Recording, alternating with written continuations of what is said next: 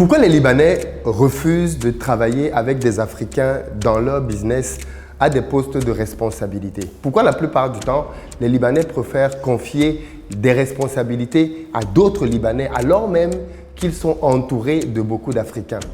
Est-ce par racisme? Est-ce parce qu'ils n'aiment pas les Noirs? Dans cette vidéo, on va répondre à cette question centrale.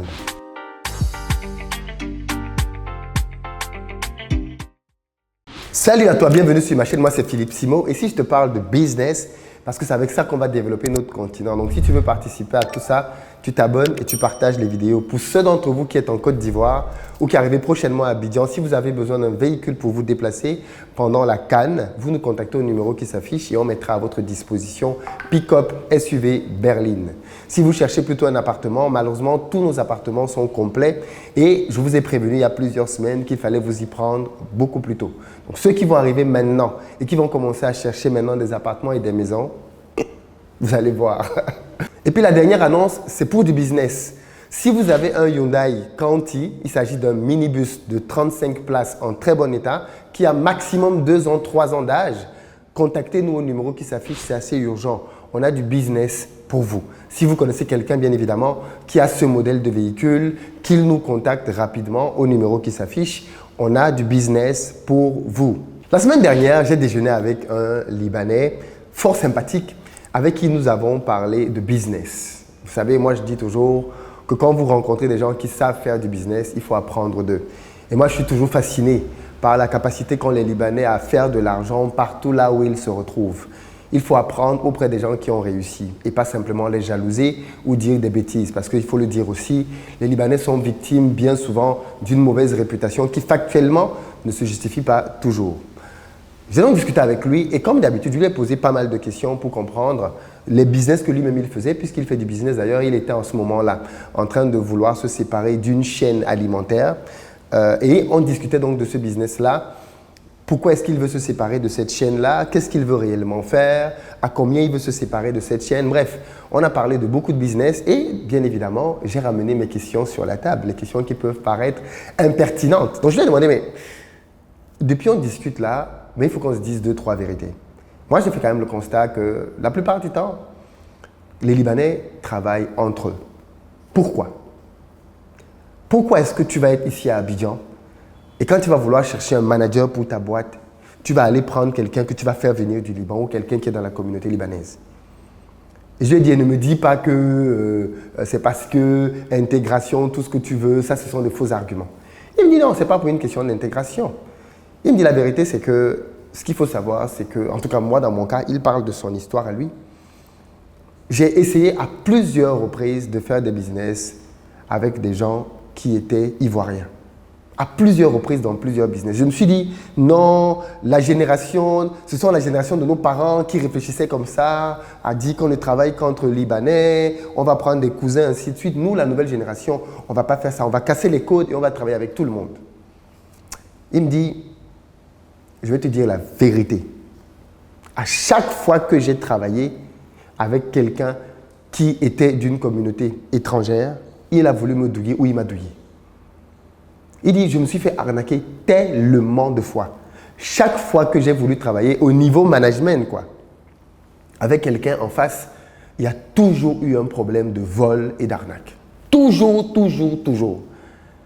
Quand ça m'est arrivé plusieurs fois, j'ai fini par me dire que bon, finalement, les anciens là avaient peut-être raison. Il me dit, en fait, il faut bien comprendre une chose. Il n'est pas question de dire que dans la communauté libanaise, tout le monde est sain, non. Ou que tous les Libanais s'entendent, c'est faux. Il y a de la rivalité, il y a de la compétition. Mais pour ce qui est des vols dans le business, quelques-uns s'y sont essayés. Mais la vérité, c'est que quand tu voles dans la communauté libanaise, comme nous ne sommes pas très nombreux dans le business, tout le monde sait. Et à partir du moment où tout le monde sait, tu es grillé partout. Donc en fait, bosser avec d'autres Libanais, c'est juste un moyen de travailler avec des gens pour qui tu sais qu'il va être difficile qu'ils te volent. C'est pas parce qu'ils sont honnêtes, c'est parce qu'ils savent que s'ils te volent derrière, ils sont blacklistés dans toute la communauté. Si tu te plains et tu dis « tel m'a volé, il est venu travailler avec moi, il m'a arnaqué », il est foutu, son CV est noir, plus personne ne voudra bosser avec lui.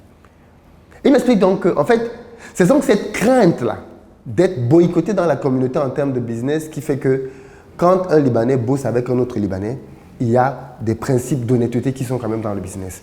C'est pas parce qu'ils sont plus croyants, qu'ils sont plus bons, qu'ils... Non, non, non, non, non, pas du tout. C'est juste parce que si tu voles, les conséquences du vol sont tellement néfastes que c'est pas la peine. Quelques-uns ont essayé, mais ils ont vu les conséquences derrière. Quand plus personne ne veut bosser avec toi, eh bien, qu'est-ce qui se passe? Ça devient compliqué de gagner ta vie. Et donc, du coup, fondamentalement, il m'explique donc que, en fait, c'est juste à cause des arnaques. On a été tellement arnaqué à plusieurs reprises. Quand tu bosses avec quelqu'un, tu lui confies ton business, tu lui donnes des responsabilités. Qu'est-ce qu'il fait? Il essaye de te voler. Il dit en tout cas, lui, c'est l'expérience qu'il a faite. C'est l'expérience que ses parents ont faite et qu'ils lui ont racontée. Mais il a voulu faire un peu le jeu, non, je ne vais pas faire ce que les parents font, ainsi de suite. Il m'a donné des exemples concrets de business qu'il a lancé avec des partenaires ivoiriens, puisque ici les scènes se passent en Côte d'Ivoire, et comment à chaque fois, systématiquement, ses partenaires ivoiriens l'ont arnaqué. On ne parle pas ici de petits argent, hein, des grosses sommes qui ont été arnaquées systématiquement. Alors attention, il a continué en disant qu'il ne faut pas non plus croire que tous les Libanais travaillent uniquement qu'avec des Libanais. Ça, ce n'est pas vrai. Il faut savoir que, bien souvent, on a des deals qui se font entre des Ivoiriens et des Libanais. Mais les Ivoiriens qui bossent avec des Libanais, bien souvent, ce sont des grands patrons, des grands cadres de fonctions ministérielles, des grands directeurs, ainsi de suite. Et donc, ce qu'ils font, c'est que quand il fait un deal comme ça avec le Libanais, parce que lui, au niveau de son boulot, il n'a pas le temps de venir gérer un business, il confie la gestion aux Libanais, justement. Mais il y a beaucoup de deals comme ça dans lesquels on a des Libanais qui sont à la tête de certaines structures, mais leur partenaire d'affaires, c'est un Ivoirien. On ne voit juste pas l'Ivoirien parce que l'Ivoirien est peut-être quelqu'un de très connu, quelqu'un de public, ou alors même quelqu'un simplement qui, par son travail, n'a pas le temps de venir être là au quotidien pour gérer. Et il a trouvé un Libanais de confiance avec qui il a travaillé et ils sont en train de développer le business ensemble depuis plusieurs années. Il me dit, voilà comment ça marche. Bien souvent, donc, il y a des alliances, elles ne sont juste pas visibles.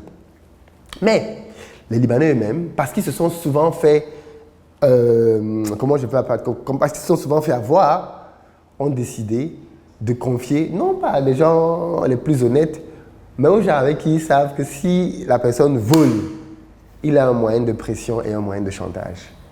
Et ça, j'ai trouvé ça smart, j'ai trouvé ça intelligent. Parce que je me suis dit, ok, voilà donc des gens qui sont parvenus à créer une véritable communauté. Parce que pour que la nouvelle s'ébruite partout, c'est qu'il y a quand même une communauté qui se parle. Tout le monde n'est pas ami dedans, tout le monde n'est pas gentil dedans, il y a des coups bas qui sont faits là-dedans. Mais quand il s'agit d'argent et de business, les gens savent que non, il y a des limites. Si tu franchis la ligne, tu vas être blacklisté. Et je pense que c'est intéressant, notamment pour nous autres. Je pense que vous savez déjà à quel point je parle du vol dans nos pays. J'ai déjà fait tellement de vidéos, à tel point que les gens ont dit que Philippe, c'est l'entrepreneur le plus volé d'Afrique. Non, c'est faux. Je ne suis même pas dans le top 1000 des entrepreneurs les plus volés de Côte d'Ivoire. Le point, c'est juste que les autres, quand on leur vole leur truc, ils se taisent, ils pleurent en silence. Moi, je parle et je raconte. Mais si les entrepreneurs devaient commencer à vous dire à chaque fois qu'on leur vole quelque chose, ce qu'ils subissent, ça pourrait vous décourager de vous lancer dans l'entrepreneuriat, tellement il y a de vols. Mais cette mentalité de vol, je l'ai dénoncée ici à tellement de reprises.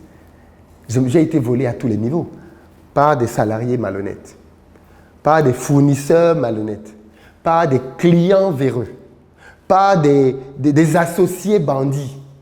À tous les niveaux, je me suis fait voler de toute façon possible. Chacun élaborant son stratagème pour essayer de te voler, à tel point que on a l'impression que quand tu te lances dans l'entrepreneuriat, tu dois devenir un détective privé qui essaye de contrôler tout le monde pour savoir qui peut te voler, quand, où et comment. Mais à quel moment tu mets de l'énergie pour développer ton business si tu passes ton temps à essayer de découvrir qui t'a volé ou qui ne t'a pas volé? Voilà le vrai mal de nos pays. Trouver des collaborateurs honnêtes et intègres avec qui tu peux travailler est quelque chose d'extrêmement difficile. Extrêmement difficile.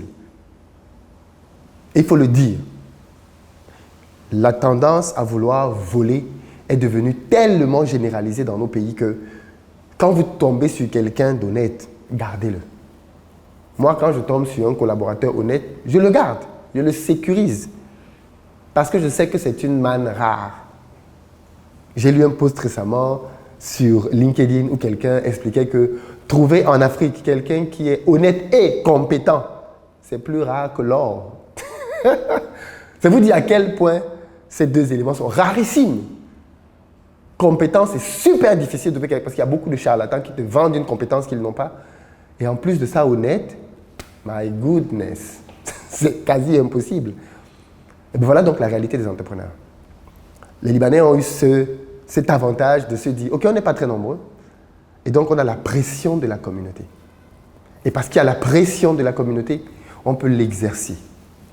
Mais ce n'est pas un choix racial, ce n'est pas un choix tribaliste, c'est juste un choix logique.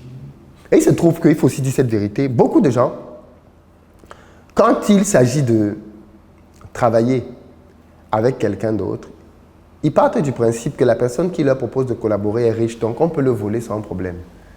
J'ai remarqué ça. Je ne sais pas si c'est pour vous, mais j'ai remarqué que beaucoup de personnes pensent que parce que tu les emploies, alors tu es riche et ils peuvent te voler. Beaucoup de personnes raisonnent comme ça. Oh, comme il est riche, on peut voler. Il va comprendre. Qu'est-ce que c'est pour lui? Ça ne représente rien. Ce genre de raisonnement de sous-quartier, de caniveau. Beaucoup de gens raisonnent comme ça. On peut voler le patron est gentil. Il y a des phrases même. Le patron est gentil. Ainsi de suite. Dans l'esprit des gens, quand vous lancez un business, vous êtes riche et on peut vous voler. Ça ne devrait pas vous faire très mal. Vous devez même comprendre qu'est-ce que c'est que telle somme pour vous à votre niveau. Ce n'est pas grand-chose quand même. Voilà la mentalité. Que pensez-vous du mindset donc que ces Libanais ont et qu'ils appliquent dans le business? Comment nous, on pourrait s'en inspirer? Dites-nous tout ça dans les commentaires et ça peut être très intéressant.